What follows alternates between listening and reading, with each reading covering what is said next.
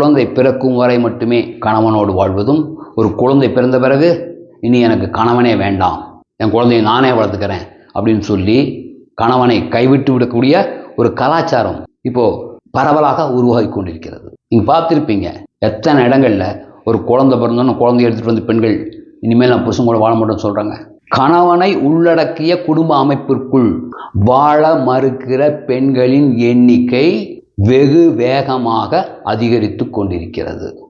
வெளிப்படையாக கணவனை உதற முடியாத பெண்கள் கணவனோடு ஒன்றாக வாழ்ந்தபடியே அவனுடைய நிம்மதியை அழித்து அவனுடைய இல்லற வாழ்க்கையை நரகமாக்கி கொண்டிருக்கிறார்கள். அதனால் என்ன நடக்குது? அந்த கணவன் மேற்கொண்டுள்ள பணியிலும் தொழிலும் முழுமையாக கவனம் செலுத்த முடியாது இல்லையா? வீடு போர்க்களமாக இருக்கும்போது எப்படி தொழிலில் கவனம் செலுத்த முடியாது இல்லையா? அவ்வாறு கவனம் செலுத்த முடியாதனால அவன் தொழிலில் தோற்று போகிறான்.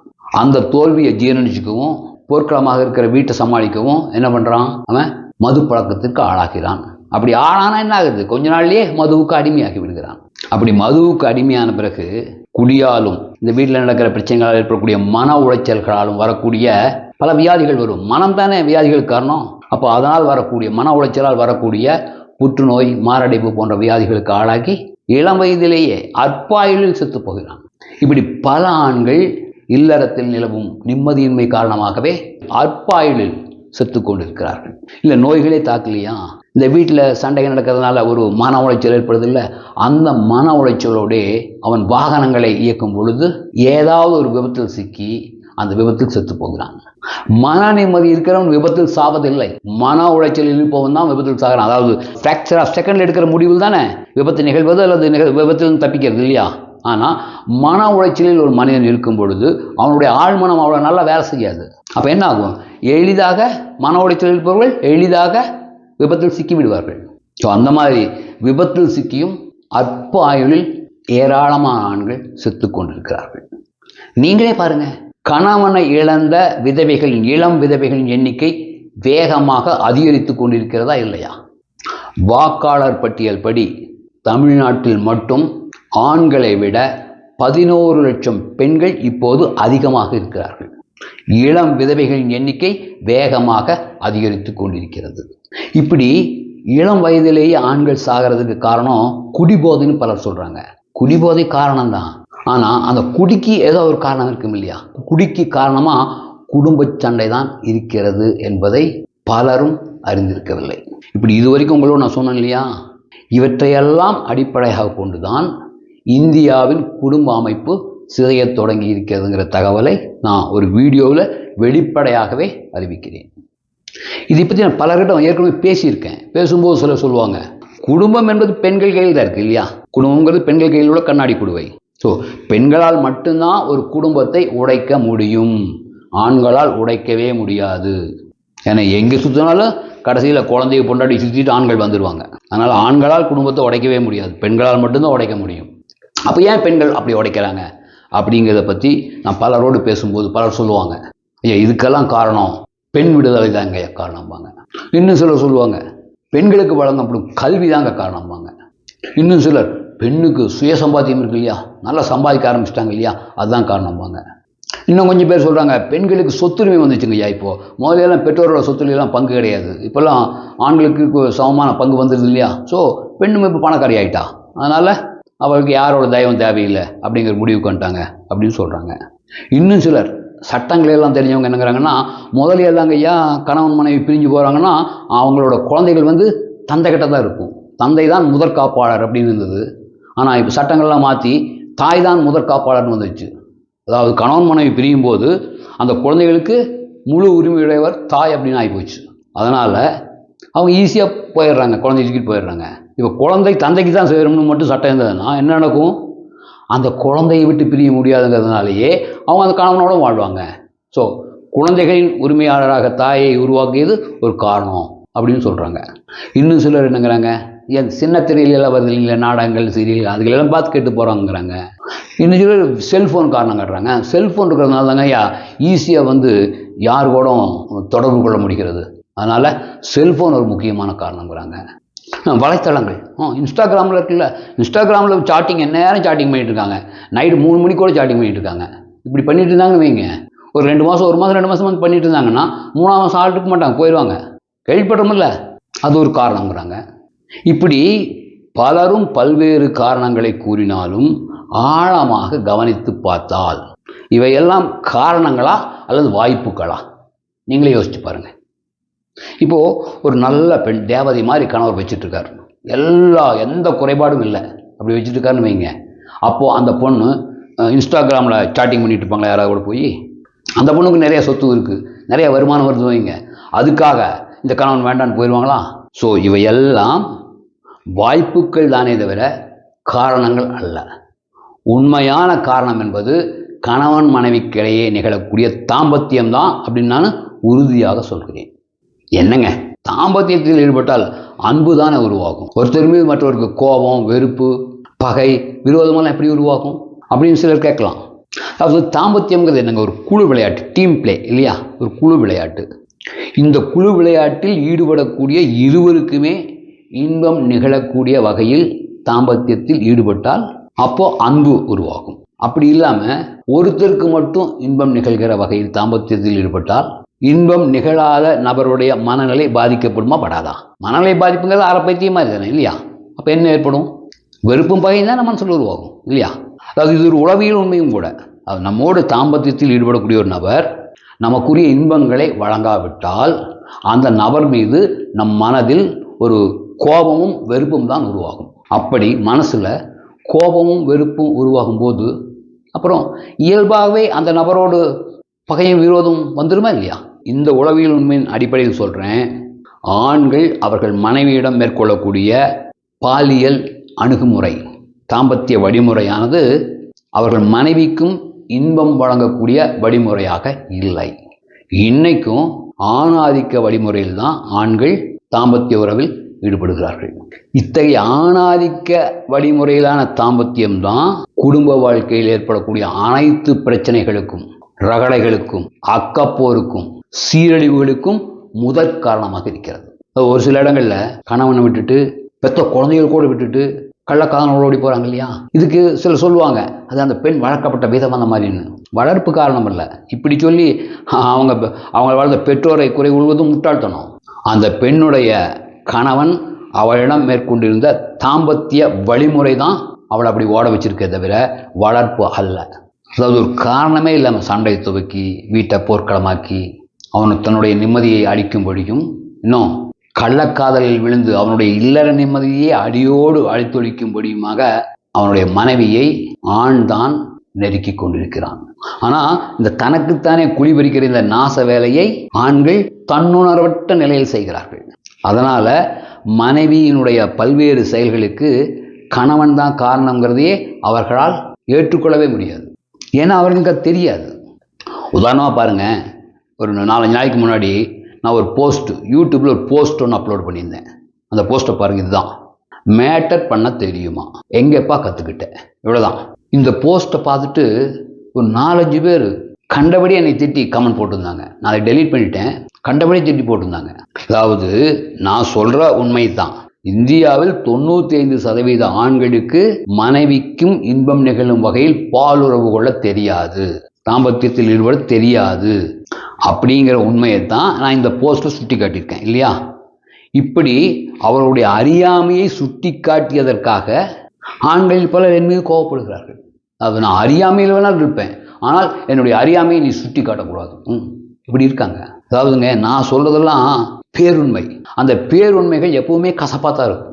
உதாரணமாக இப்போ ஒரு உண்மை சொல்கிறேன். உளவியல் அறிஞர்களும் பாலியல் அறிஞர்களுக்கு மட்டுமே தெரிந்துள்ள ஒரு கசப்பான உண்மை என்னன்னா, இந்தியாவில் 90% ஆண்கள் தங்கள் மனைவியை தங்களுக்கு இன்பம் தருகிற ஒரு போகப்பொருளாக மட்டுமே, குழந்தைகளை பெற்றுக் கொடுக்கிற ஒரு இயந்திரமாக மட்டுமே பயன்படுத்தி கொண்டிருக்கிறார்கள்.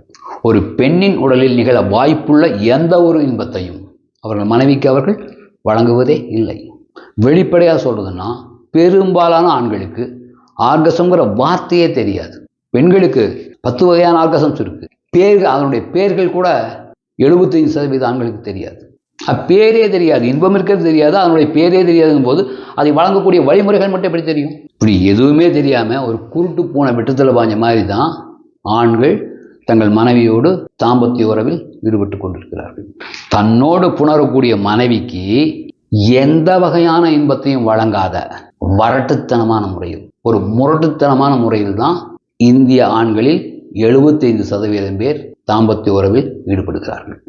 ஆனால் என்னன்னா, இந்த மாதிரியான உறவிலேயே பெண்கள் தாய்மையுற்று விடுகிறார்கள், குழந்தைகளை பெற்றுறாங்க.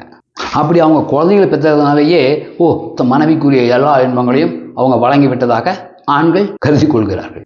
ஏன்னா மனைவிக்குரிய இன்பம் நிகழ்வதற்கும் கருத்தரிப்பதற்கும் கடுகளவு கூட சம்பந்தம் இல்லை அப்படிங்கிற தகவல் அவங்களுக்கு தெரியாது. உதாரணமா, ஒரே ஒரு முறை கூட இன்பத்தை அனுபவிக்காமலே ஒரு பெண் 10 குழந்தைகளை வேணுமானால் பெற்றெடுக்க முடியும். தாம்பத்தியத்தில் ஈடுபடுவதில் இன்பம் கிடையாது. ஈடுபடுவதால் ஆண்களுக்கு ஒரு உச்சகட்ட இன்பம் நடக்குதில்ல, அது மாதிரி பெண்களுக்கும் நடக்கும். அதுதான் இன்பத்தை அனுபவிப்பது. ஆனால் அந்த இன்பத்தை அனுபவிக்காமலே ஆண்கள் அனுபவிச்சா தான் குழந்தை பெற்க முடியும்.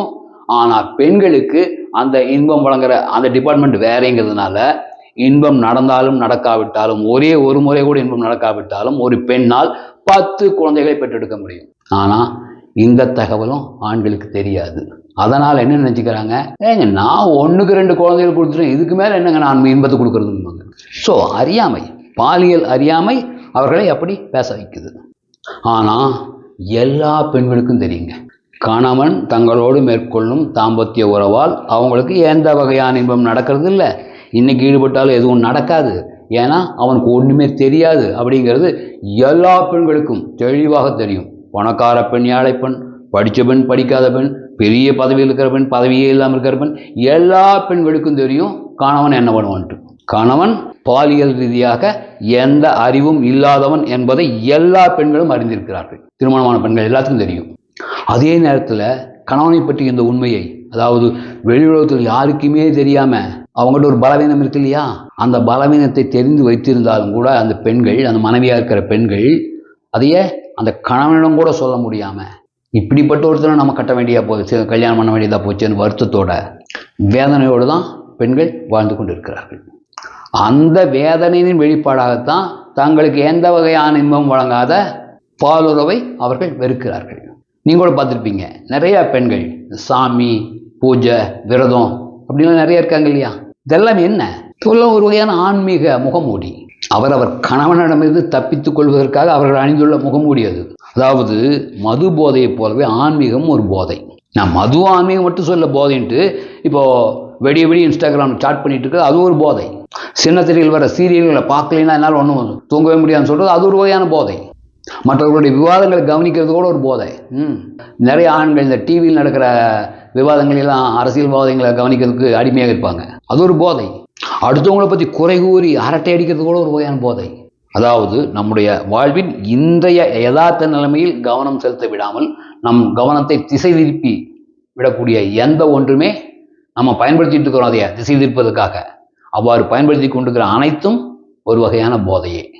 வேணா இந்த ஆன்மீகத்தை வேணா ஒரு நல்ல வகையான போதைன்னு வேணா சொல்லலாம், அவ்வளோதான். இப்படி இந்த ஆன்மீகங்கிற போதைக்கு அடிமையாகிட்ட பெண்கள் இருக்காங்க இல்லையா, அவங்க ஆன்மீகத்தை காரணம் காட்டி தாம்பத்தியத்தில் அதிகமாக ஈடுபட மாட்டாங்க. அதாவது அவங்களுக்கு எந்த வகையான இன்பம் வழங்காத, சொல்லப்போனால் துன்பத்தை, எரிச்சலை வழங்கக்கூடிய இந்த பாலுறவிலிருந்து தப்பிப்பதற்காகத்தான் அவர்கள் ஆன்மீக பாதைக்கே போகிறாங்க. ஸோ ஈஸியாக அந்த ஆன்மீகத்தை சாக்காடு காட்டி அவங்க தாம்பத்திய உறவில் ஈடுபட மறுப்பார்கள். ஆனால் ஆண்களை பொறுத்தவரை தாம்பத்தியம் தேவை. அவன் டெய்லி பிஸ்னஸில், தொழிலில் போயிட்டு வந்து நிறையா காயப்பட்டு வருவான். அந்த காயங்களுக்கெல்லாம் மருந்து போடுறதே இது தாம்பத்தியம்தான். ஸோ அந்த உறவு அவனுக்கு தேவைப்படுகிறது. இல்லைன்னு தூங்க முடியாது. ஸோ தூக்கம் மாத்திர மாதிரி அவனுக்கு செக்ஸ் தேவைப்படுகிறது. அதனால் இந்த ஆன்மீக முகமூடி அணிந்து கொண்டு மனைவி மறுக்கும் பொழுது என்ன பண்ணுறாங்க தெரியுமா, அவரவர் மனைவியை கணவன்மார்களே பாலியல் வன்கொடுமை செய்கிறார்கள். ஒருத்தர் 2 பேர் இல்லை, இந்தியாவில் 75% ஆண்கள் அவர்கள் மனைவியை பாலியல் வன்கொடுமை செய்கிறார்கள். விருப்பமில்லாத மனைவியோடு வன்புணர்வில் ஈடுபடுகிறார்கள். 75% ஆண்கள் அவர்களுடைய மனைவியை தங்களுக்கு இன்பத்தை தரக்கூடிய ஒரு போகப் பொருளாக, தங்களை தூங்க வைப்பதற்கான ஒரு போதைப் பொருளாக, தூக்க மாத்திரையாக அவர்கள் மனைவியை பயன்படுத்தி கொண்டிருக்கிறார்கள். ஆனால் பாலுணர்வை பொறுத்தவரை ஆண்களை விட பன்மடங்கு கூடுதலான காம உணர்வை இயற்கை பெண்களுக்கு வழங்கி இருக்கிறது. இயற்கை இப்படி படைச்சிருக்கு. ஆனால் ஆண்கள் அவங்க மனைவியை ஒரு பாலுணர்வு உள்ள உயிரினமாகவே நடத்துறதே இல்லை. அதனால் பாலுறவின் போது எந்த இன்பங்களையும் அவங்க மனைவிக்கு வழங்குவதே இல்லை. எப்படி இந்திய அளவில் 75% ஆண்கள் எப்படியா சொல்றீங்க? அந்த அளவுக்கா நீங்கள் ஆய்வு பண்ணிட்டீங்கன்னு நீங்கள் கேட்பீங்க. இது இந்திய அரசின் சமூக நலத்துறை இருக்கு இல்லையா, அந்த துறையை எடுத்த சர்வே இது. 75% ஆண்கள் இப்படி இருக்காங்கிறது அரசாங்கத்தினுடைய ரிப்போர்ட், நான் சொல்றதில்லை. இதுதாங்க, அதாவது தாம்பத்திய உறவின் போது மனைவியை பாலுணர்வுள்ள ஒரு உயிரினமாக நடத்தாமல் போகப் பொருளாக, தனக்கு இன்பம் தரக்கூடிய ஒரு போகப் பொருளாக நடத்துவதே இல்லற வாழ்க்கையில் நிகழக்கூடிய எல்லா பிரச்சனைகளுக்கும் ஒரே காரணம். வேற எல்லா காரணங்களும் துணை காரணங்களே. இதுதான் முழு முதற் காரணம். இன்னும் இதை நீங்கள் நல்லா புரிஞ்சுக்கிறதுக்காக சொல்கிறேன். மனைவிக்குரிய இன்பங்களை வழங்காமல் ஒரு போகப் பொருளாக மட்டுமே மனைவியை பயன்படுத்தும் பொழுது மனைவியின் காம உணர்வு தணிக்கப்படுவதில்லை என்பது மட்டுமல்ல, மனைவியின் மனதின் அடியாழத்தில் கனன்று கொண்டிருக்கும் இல்லையா அவங்களுடைய பாலுணர்வு, அது கிளறப்பட்டு எரிமலையாக வெளியில் சீரத் தொடங்கிவிடும். அந்த சீற்றம் தான் ஒரு பெண்ணை பிடாரியாக மாற்றுகிறது. காமச்சீற்றம் தான் ஒரு பெண்ணை பிடாரியாக மாற்றுகிறது. பிடாரியாக மாறினா அப்புறம் என்ன? அப்புறம் மாகாளியாக மாறி கணவனை பலி எடுக்க தொடங்கி விடுவாள். அப்படி மாகாளியாக மாறுற பெண் தான் அற்ப காரணம் கிடைச்சாலும் உடனே கணவனோட சண்டையை துவக்கிடுவான். காரணமே கிடைக்கலையா, காரணத்தை உருவாக்கிடுவான். அதாவது பெண்களை பொறுத்தவரை வாயை கொடுத்து ஆண்களின் வாய்க்குள்ளிருந்து வார்த்தைகளை பிடுங்கி அதை வைத்தே பிரச்சனையாக்கக்கூடிய திறன் இருக்கிறது. பேச்சிலெல்லாம் பெண்களை வெல்ல எந்த ஆணும் இதுவரை உலகில் பிறந்ததே இல்லை. ஸோ வாயை கொடுத்து வாயை பிடுங்கி அதை வச்சே வீட்டை போர்க்களமாக மாற்றி விடுவாள். என்ன காரணம்? காமச்சீற்றம். அடங்கி கிடந்த காமத்தை சீரியா செஞ்சது யாரு? அவளுடைய கணவன். இன்பம் வழங்காத பாலுறவால் அவளை மாகாளியா மாற்றி விட்டான். அதனால தான் அவ காரணங்களை உருவாக்கி சண்டை போட்டு இருக்கான். இப்படி மனைவி சண்டை போடுறதுனால வீடு என்ன ஆயிடுச்சு? 2 பரம விரோதிகள் 2 பேர் ஒரே கட்டிலில் பழுத்துறங்கக்கூடிய இடமாக இன்றைய பல வீடுகள் மாறிவிட்டன. பார்த்த போல ஒருத்தருக்கு ஒருத்தர் மோதிக்கிட்டே இருந்தா அந்த வீட்டில் என்ன நடக்கும்? கொஞ்சம் குலாவலம் இருக்குமா? இருக்காது. சரச சல்லாபங்கள் இருக்குமா? இருக்காது. 2 பேரும் காதல் புரிவார்களா? புரிய மாட்டார்கள். ஆனால் பெண்ணின் உடலுக்கு அவையெல்லாம் தேவைப்படுகிறது. பெண்ணின் உடல் உஷ்ணமான உடல். அந்த உடலுக்கு சரச சல்லாபங்கள் கண்டிப்பாக தேவை. கொஞ்சலும் குலாவலும் கண்டிப்பாக தேவை. கட்டி தழுவல்கள் கண்டிப்பாக தேவை. ஆனால் போர்க்களமாக உள்ள வீட்டில் அதெல்லாம் கிடைக்காது. பெண்ணுக்கு கிடைக்காது. கணவன் தரமாட்டான். ஏன்னா அவன் அடிபட்ட பாம்பாட்டு இருக்கானே, அதனால அவனும் அதில் இறங்க மாட்டான். அவளும் வாய் திறந்து கேட்க மாட்டான். அப்படிப்பட்ட சூழலில் தம்பதிகள் வாழும்போது தான் அங்கே கள்ளக்காதல் மலர்கிறது. அது பெண்ணுக்கு தேவைங்க. ஸ்பரிசம், ஆணின் ஸ்பரிசம் தேவை. ஆணின் கொஞ்சலும் குலாவலும் தழுவலும் கண்டிப்பாக தேவை. பெண்ணை பொறுத்தவரை ஒரு ஆணை தன் கைப்பிடிக்குள் வைத்திருக்கக்கூடிய அளவிற்கு இன்னமும் நான் கவர்ச்சி மிக்கவள் அப்படிங்கிற நம்பிக்கை அவளுக்கு கிடைச்சிட்டே இருக்கணும். அந்த நம்பிக்கையை அவள் பெறுவதற்கு என்ன பண்றா? இன்னொருத்தனை மயக்கிறா. கணவன் தானே போடான்ட்டு இன்னொருத்தனை மயக்கிறா. காதலை உருவாக்குவது பெண் தான். அது கள்ளக்காதல், நல்ல காதல், முள்ளக்காதல், எந்த காதலாக இருந்தாலும் காதலை உருவாக்குவது பெண் தான். ஆண்கள் எந்த ஆணும் காதலை உருவாக்க முடியவே முடியாது. பெண்கள் தான் காதல் உருவாக்குறாங்க. அப்போ இந்த மாதிரி சூழலில் வசிக்கிற குடும்பங்கள்ல தான் அந்த பெண்கள் என்ன பண்றாங்க? கள்ளக்காதலனை உருவாக்கி விடுகிறார்கள். இதே கணவன் எதிர்க்கிறான். போர் நடக்கிறது. ஏற்கனவே போர்க்களமாக இருந்த வீடு இப்போ பயங்கரமான போர்க்களமாகிறது. ஸோ இந்த சூழல்களெல்லாம் தான் குழந்தை பிறக்கும் வரைக்கும் மட்டும்தான் புருஷன் என்னோட நண்பன். குழந்தை பிறந்துடுச்சா அதுக்கு பிறகு அவன்தான் ஒரு பெண்ணின் முதல் ஜென்ம விரோதி என்கிற கணவனுக்கு எதிரான சிந்தனை பெண்களின் மனதில் உருவாகி விடுகிறது. அந்த சிந்தனை தான் குடும்ப அமைப்பை சிதைத்துவிட்டு சுதந்திரமான வாழ்க்கையை தேர்வு செய்யும்படி அவர்களை நெருக்கி கொண்டிருக்கிறது.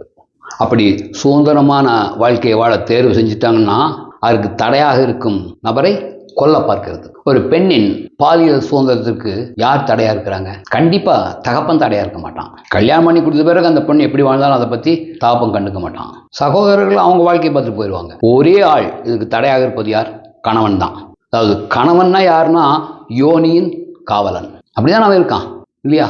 அதனால் கணவனை கொல்ல பார்க்கிறது. கொல்ல முடியாத அளவுக்கு வலிமையாக உள்ள கணவனை அவனுடைய வாழ்க்கையில் படுதோல்வி அடைய வைக்கிறது. அப்படி படுதோல்வி அடையிறான் பாருங்க, அவன் தோல்வியை ஏற்றுக்கிறது இல்லை. நீயா நானா பார்த்துடலான்ட்டு ஒரு கை பார்த்துடலான்ட்டு அவனும் கோதாவில் இறங்குறான். அப்படி நீயா நானா பார்த்துடலான்ட்டு மனைவியோடு ஒரு கணவன் கோதாவில் இறங்கும்போது தான் அவர்கள் வாழ்க்கையில் அரசியல் நுழைந்து விடுகிறது. அரசியலும் உண்மையும் பரம விரோதிகள் இல்லையா? எங்கே அரசியல் நுழைகிறதோ அங்கே உண்மை இருக்கவே இருக்காது. அதனால் அரசியல் நுழைஞ்ச உடனே அவங்க இல்லறத்தில் இருந்த உண்மை கண்காணாத இடத்திற்கு ஓடி ஒழிஞ்சுக்கும். அப்படி இல்லறத்தை விட்டு உண்மை ஒதுங்கி விடும்போது தான், கண்காணாத இடத்துக்கு ஓடி போயிடும்போது தான் அந்த மனைவி கணவன் மீது கணவனால் இல்லை என்று நிரூபிக்கவே முடியாத அளவுக்கு கொடூரமான குற்றச்சாட்டுகளை மனைவி சுமத்துவாள். நீங்களே பார்த்துருவீங்க பல இடங்களில். ஒரு பொண்ணு புருஷன் கூட வாழ சொன்னா அவன் ஒரு கேம்பாங்க. கேனா யாரு? ஆணுடன் புணரும் ஆண். அவன் அந்த மாதிரி ஆள். அவன் எங்கூட எந்த விதமான உறவும் வச்சுக்கிறது இல்லை, அதனால் அவங்க நான் இப்படி வாழ்றதும்பாங்க. ஆனால் உண்மையாக அதுவாக இருக்காது. அவன் தினம் மண்டி போட்டு கெஞ்சிட்டு தான் இருப்பான். இந்த பொண்ணு தான் கொடுத்துருக்க மாட்டான். ஆனால் அவன் கேம்பாங்க. எப்படி அவன் நிரூபிக்க முடியும் நான் கே இல்லைன்னு? இன்னும் சில இடங்களில் பார்த்தீங்கன்னு வைங்க, அவன் சரியான பொறுக்கிம்பாங்க. அதை அவன் மனைவி தவிர வேறு யாரும் ஏறெடுத்து பார்த்துருக்க மாட்டான். ஆனாலும் அவன் எப்படி நான் பொறுக்கியில நிரூபிக்க முடியும்? மனைவியே சொல்கிறாங்க இருக்குன்னு தான் எல்லாரும் நம்புவாங்க. இன்னும் சில பெண்கள் கொஞ்சம் கொடூரமாக போவாங்க. என் கணவனுக்கும் அவன் தாய்க்கும் இடையிலேயே கள்ள உறவு இருக்கும்பாங்க. அதை விட கூட கொடூரமான குற்றச்சாட்டெல்லாம் சொல்லியிருக்காங்க. ஒரு நடிகர், அவர் பேர் வேண்டாம், அவருக்கும் மனைவிக்கும் இடையில ஏதோ பிரச்சனை. அவங்க மனைவி இவர் விட்டு போயிட்டாங்க. போய் ஏதோ போலீஸ் ஆஃபீஸர் யாரையோ வச்சுக்கிட்டு அந்த பொண்ணு இந்த நடிகர் மேலே ஒரு குற்றச்சாட்டு வச்சாங்க பாருங்க. என்னுடைய கணவர் எங்கள் 3 வயசு பெண் குழந்தை கிட்ட பாலியல் ரீதியாக அணுகுகிறார். ஏங்க ஒரு பொண்ணு சொல்கிறா அவ புருஷனை பற்றி, உலகம் என்ன நினைக்கும்? இருக்குமோ அப்படின்னு நினைக்குமா நினைக்காதா? அவன் நான் அப்படியெல்லாம் இல்லைங்க, என் குழந்தை எனக்கு தெய்வம் மாதிரிங்க அப்படின்னு நம்ம ப்ரூவ் பண்ண முடியுமா? அதாவது இந்த மாதிரி குற்றச்சாட்டுகள்லாம் ஏன் பெண்கள் வைக்கிறாங்கன்னா, தன்னுடைய சுதந்திரமான வாழ்க்கைக்கு தடையாக இருக்கும் நபரை எப்படியாவது ஒழிச்சு கட்டணும், சமூகத்தில் கூனி குறுகி நிற்க வைக்கணும். ஏன்னா அவனும் சொல்லிட்டு இருப்பான், இந்த பொண்ணு அப்படி அவங்களோட இவங்களோட பழகிட்டு இருக்கான்னு சொல்லிட்டு இருப்பான் இல்லையா? அப்படி சொல்லும்போது அவளுக்கும் அது ஒரு வகையான குற்ற உணர்வு ஏற்படுத்தும் இல்லையா? அப்போ அவளும் கொஞ்சம் மனசுக்குள்ளேயாவது கூனி குறுகி தான் போவா. அப்படி அவளை கூனி குறுகி செய்தான் இல்லையா, அவனை பன்மடங்கு அதிகமாக கூனி குறுகி செய்வதற்காகத்தான் பெண்கள் இந்த மாதிரி அபாண்டமான கொடூரமான குற்றச்சாட்டுகளை கணவன் மீது சுமத்துவார்கள். அந்த கணவன் மனைவி சண்டையின் போது இந்த கணவனை பற்றி மனைவி குற்றச்சாட்டு வைக்கிறாங்க இல்லையா, இதில் 90% முற்றிலும் பொய்யானவை. அந்த கணவன் அவனுடைய கனவில் கூட நினைத்து பார்த்திராதவை. அந்த அளவுக்கு தான் பெண்கள் பொய் பேசுவாங்க. ஏன்? கணவனை தோற்கடித்தே ஆக வேண்டும். எந்த ஒரு போரையை விட கணவன் மனைவிக்கு இடையில் நடக்குது பாருங்க போர், அது ரொம்ப கொடூரமானதாக இருக்கும். 2 பேருமே உளவியல் ரீதியாக பயங்கரமாக காயப்பட்டிருப்பாங்க. அதனால் இந்த உளவியல் ரீதியாக காயப்படும் போது அந்த போரில் நியாயங்கள் எதையுமே அவங்க பார்க்க மாட்டாங்க. ஏறக்குறைய ஒரு அறப்பைத்தியம் மாதிரி தான் செயல்படுவாங்க. இப்படியான செயல்பட வைக்கிறதே இது பெண்களின் தணிக்கப்படாத காமம். உண்மையில் அது கொடூரமானது. அதாவது திருமணமாகி பல ஆண்டுகள் காமம் தணிக்கப்படாத நிலையிலேயே வாழக்கூடிய பெண் அனுபவிக்கும் துயரம் அது சொல்லி மாளாது. இல்லற வாழ்க்கையில் இந்த பெண்களுக்கு நிகழக்கூடிய இந்த பாலியல் கொடுமைகள்லாம் ஆண்களுக்கு நிகழ்ந்ததுன்னா 6 மாதம் கூட ஆண்களை தாக்கு பிடிக்க முடியாது. 6 மாதத்தில் அவன் அரை பைத்தியம் இல்லை, முழு பைத்தியம் ஆயிடுவான். ஏன் பெண்களைப் போல் ஆண்கள் தாக்கு பிடிக்க முடியாதுன்னா, பெண்களுக்கு வலியை தாங்கும் திறன் அதிகம். அதாவது நான் உடல் வலி மட்டும் சொல்ல, இந்த பிரசவ வலி மட்டும் சொல்ல, மன வலியை கூட தாங்கும் திறன் அதிகம். ஆண்களுக்கு ரொம்ப குறைவு.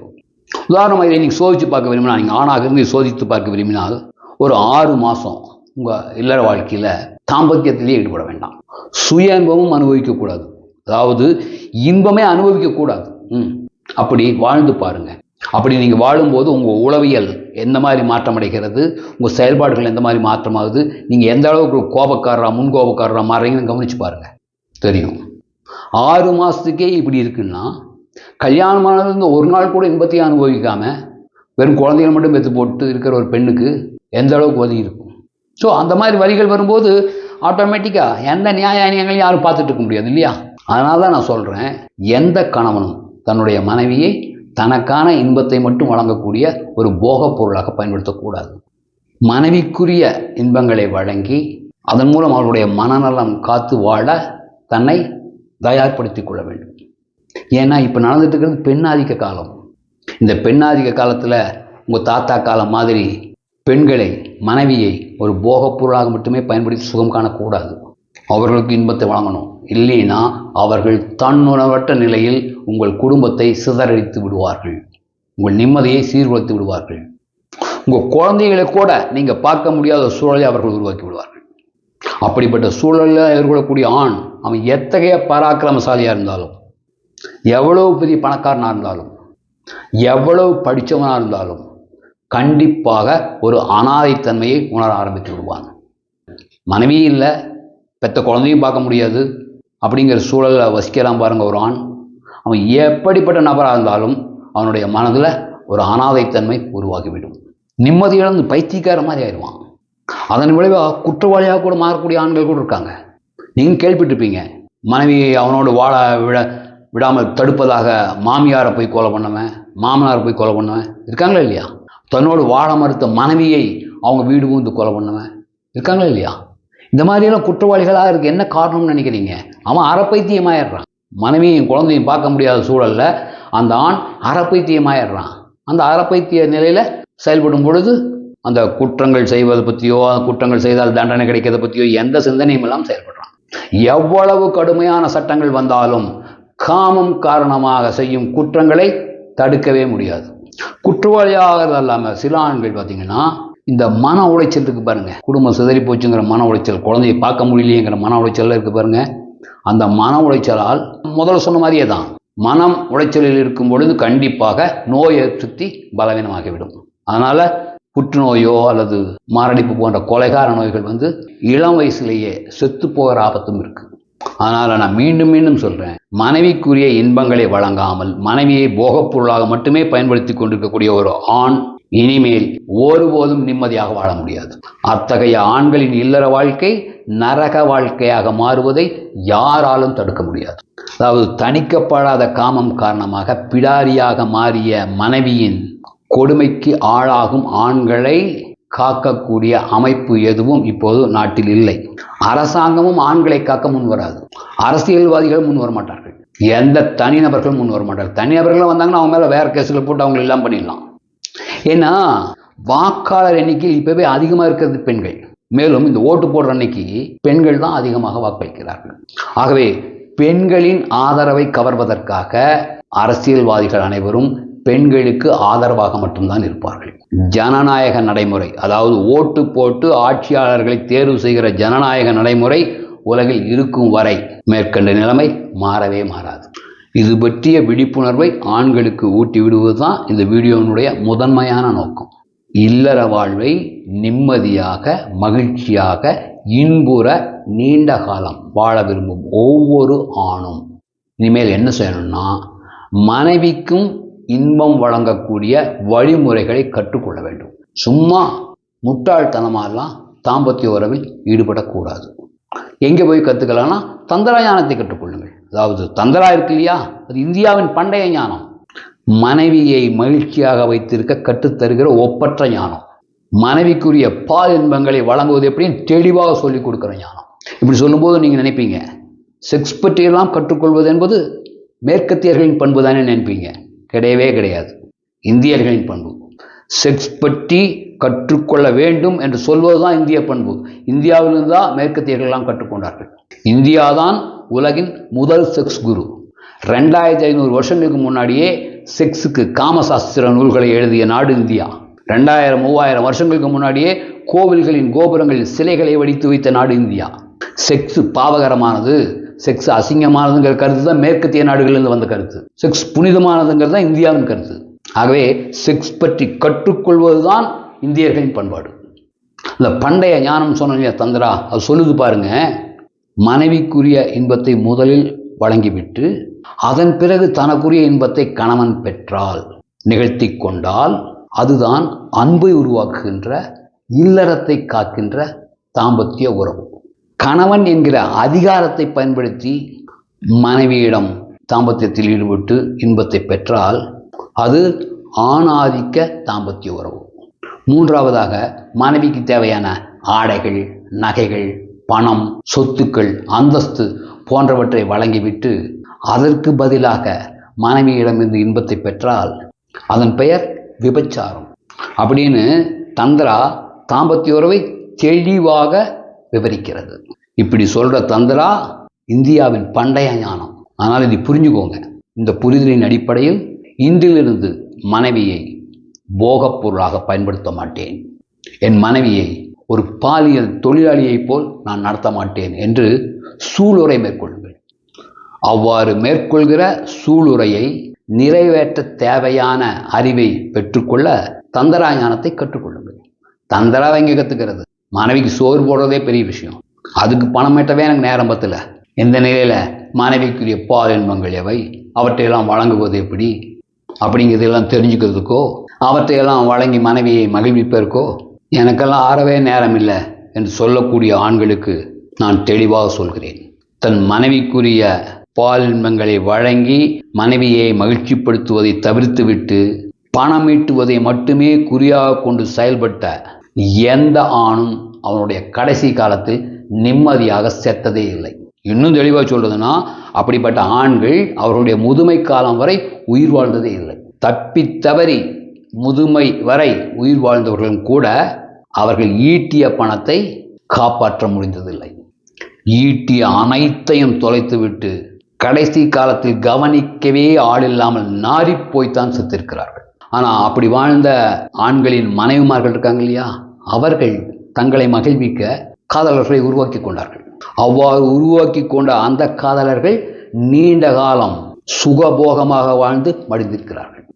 ஏன்னா இந்த பணத்தால் ஏற்படும் மகிழ்ச்சியை விட பால் இன்பத்தால் தான் அதிகமான மகிழ்ச்சியை மனமும் உடலும் அனுபவிக்கிறது.